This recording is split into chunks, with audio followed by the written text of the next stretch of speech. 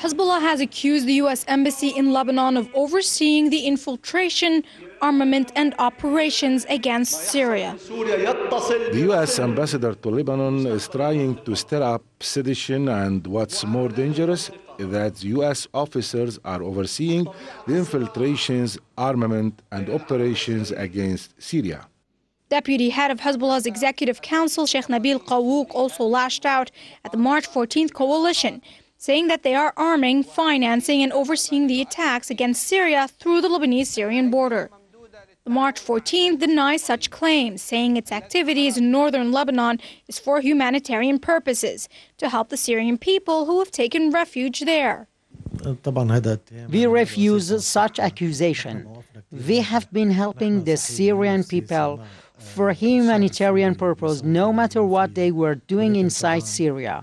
Sheikh Qaouq said pro-U.S. Arabs backed out of their slogans and plots against Syria and agreed with Russia on a new initiative.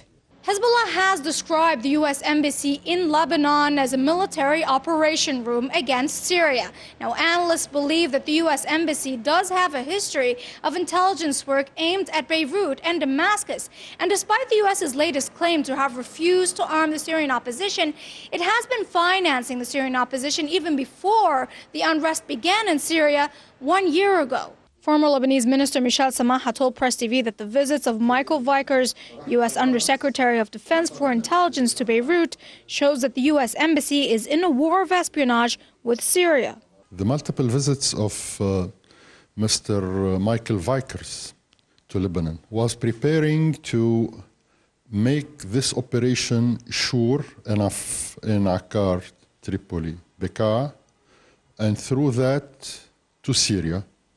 And I consider that these operations involve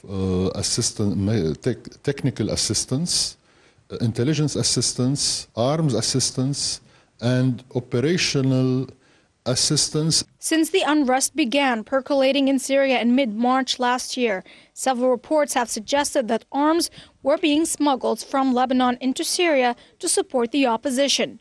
Some Arab countries, such as Qatar, have called on the United Nations to send arms to the opposition groups. However, the United Nations seems to be brokering a political solution which could be backed by Russia, a main critic of U.S. policies in the Middle East.